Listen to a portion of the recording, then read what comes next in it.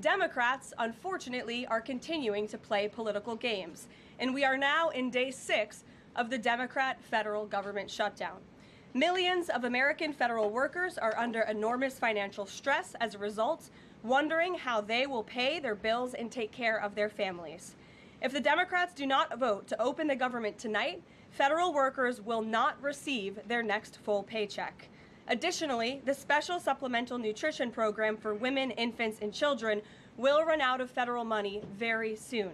This program provides vouchers to buy infant formula, fresh fruits and vegetables, and other healthy foods for low-income families. It can be easily fully funded if Democrats simply vote tonight to reopen the government. Also, our incredible military service members who risk their lives to preserve and defend our country are now working without pay and will miss their next paychecks if this Democrat shutdown does not end tonight. The Republican-backed clean and nonpartisan funding bill fully funds this important food aid program, gets our troops paid, and reopens the government. So all of this begs the question, what is the Democrat ongoing shutdown truly about? The sad truth, we believe, is that the Democrats intentionally shut down the government and are inflicting this pain on American citizens to try and demand free health care for illegal aliens. Of course, this is an indefensible and truly radical policy to be in favor of, let alone to use as the primary reason to shut down the United States government. So the Democrats and their allies are desperately lying about their true motivations.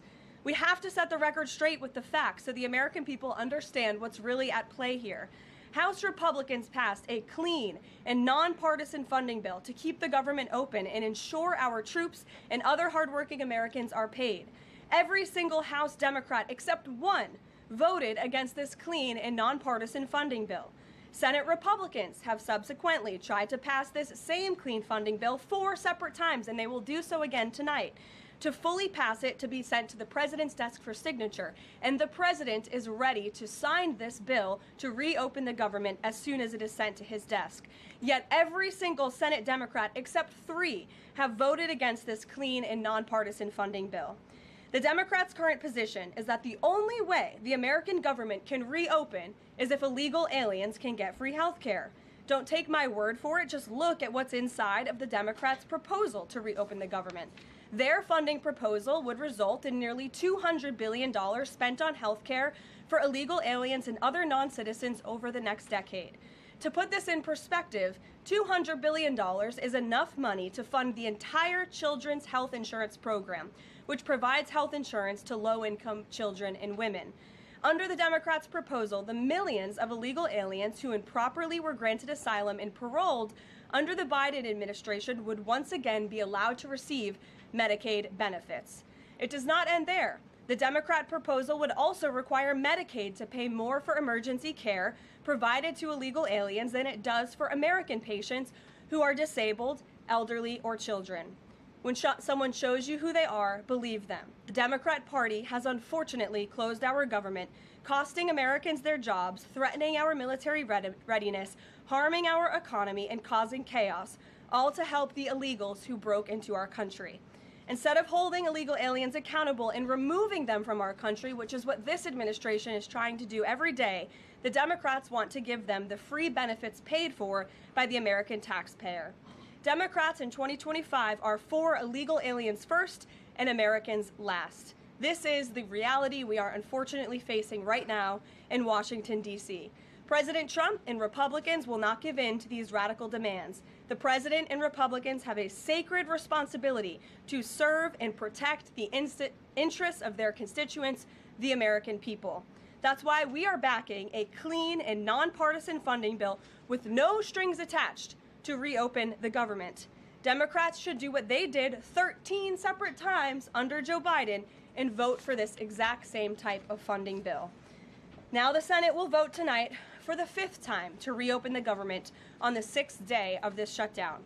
All we need are an additional 5 Democrat senators to end this madness and vote for the clean funding bill to reopen the government. If you are an American watching at home right now, call your Democrat senators and tell them to do the right thing and end this shutdown. With that, I will take your questions. Here in our new media seat today, we have Elizabeth Mitchell from the Daily Signal, Elizabeth, thanks for being here, and please kick us off. Thank you for having me. I have two questions. First, President Trump told reporters yesterday that firings of federal employees are taking place right now. In which departments have people already been fired from their federal jobs due to the shutdown?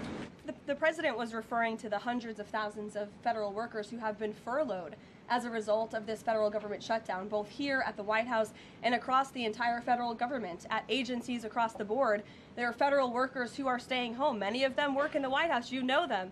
Some of them sit just behind me at those desks. They are unable to show up to work right now because the Democrats chose to shut the government down. And so we're already, unfortunately, seeing the consequence of this.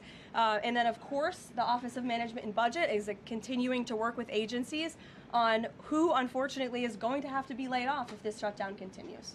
And Secretary Robert F. Kennedy Jr. said the FDA was required by federal law to approve the new abortion pill last week. Is the administration considering steps to undo this in light of requests from pro-life Congress members and organizations? I think Secretary Kennedy and the Department of Health and Human Services, as I addressed in the briefing last week, were following the law, and we will continue to do so. As I said last week as well, it's not an endorsement of this drug by any means. It's just a law that they were following. Jennifer.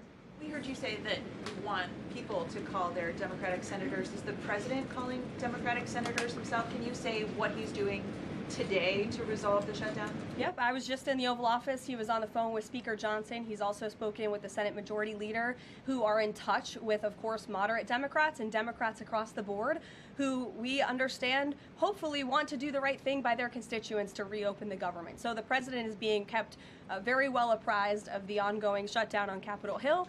And of course, his position is very clear. There's nothing to negotiate, just reopen the government, and then we can talk about all the important issues facing our country. So he hasn't called specific members of Congress? Not to my knowledge, no. And then on the Affordable Care Act, is he willing to give more, to share more on what he'd like to negotiate on the Affordable Care Act later? Is he willing to say specifically what he would like and when?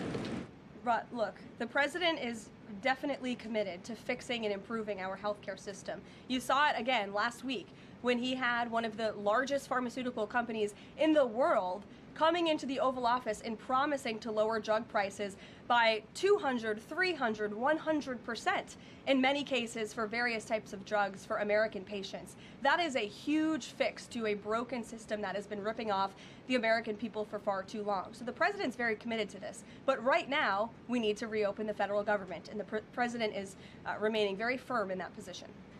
If the vote fails today to reopen the government?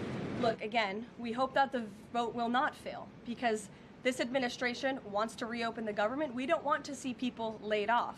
But unfortunately, if this shutdown continues, layoffs are going to be an unfortunate consequence of that. Is there a timing for when that would happen? Well, look, we'll see how the vote goes tonight. And can you confirm, is